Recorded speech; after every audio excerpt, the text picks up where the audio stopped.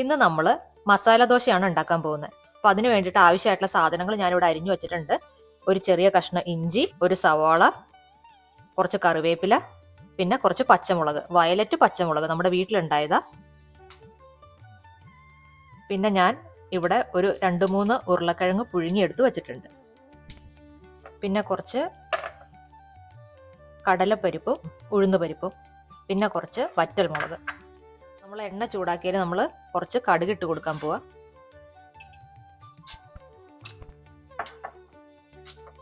അതിലേക്ക് നമുക്ക് ഉണക്കമുളക് ഇട്ട് കൊടുക്കാം. അതിലേക്ക് നമ്മൾ മാറ്റി വെച്ചിരിക്കുന്ന കടലപ്പരിപ്പും ഉഴുന്നുപരിപ്പും കൂടി ഇട്ട് കൊടുക്കാം. അത് നന്നായിട്ടൊന്ന് മൂത്ത് വരട്ടെ. നമ്മുടെ പരിപ്പുകൾ നന്നായിട്ട് മൂത്ത് വന്നിട്ടുണ്ട്. അതിലേക്ക് നമുക്ക് ഇഞ്ചി ഇട്ട് കൊടുക്കാം.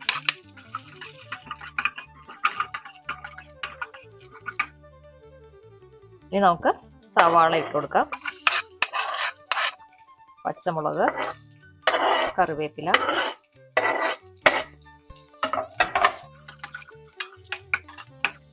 നമുക്ക് ഈ ഉള്ളി നന്നായിട്ടൊന്ന് വഴറ്റിയെടുക്കാം. നമ്മുടെ ഉള്ളി ഇവിടെ വഴന്നു വന്നിട്ടുണ്ട്. അതിലേക്ക് നമുക്ക് കുറച്ച് മഞ്ഞൾപ്പൊടി ഇട്ട് കൊടുക്കാം, കുറച്ച് മുളക് പൊടി. അതൊന്ന് നന്നായിട്ട് മിക്സ് ചെയ്യാം. ഇതിലേക്ക് നമുക്ക് പുഴുങ്ങി വെച്ചിരിക്കുന്ന പൊട്ടറ്റോ ചേർത്ത് കൊടുക്കാം.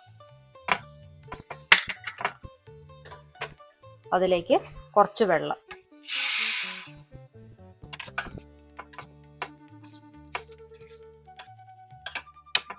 നമുക്കിതിലേക്ക് ആവശ്യത്തിന് ഉപ്പ് ചേർത്ത് കൊടുക്കാം.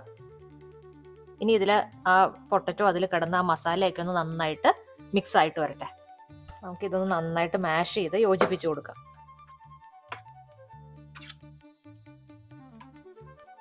നമ്മുടെ മസാല ഇവിടെ നന്നായിട്ട് റെഡി ആയിട്ടുണ്ട്. നല്ല ആവശ്യത്തിന് തിക്നെസ് ആയിട്ട് വന്നിട്ടുണ്ട്. ഇനി നമുക്ക് ദോശ ഉണ്ടാക്കാം.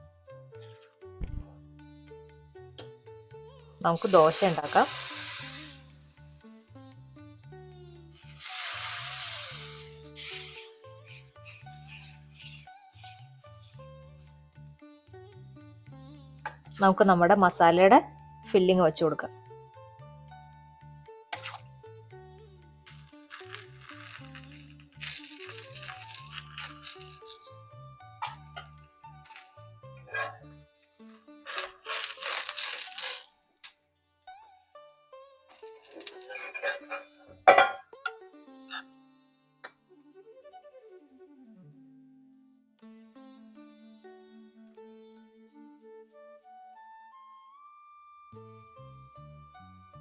നമ്മുടെ മസാല ദോശ റെഡിയായി.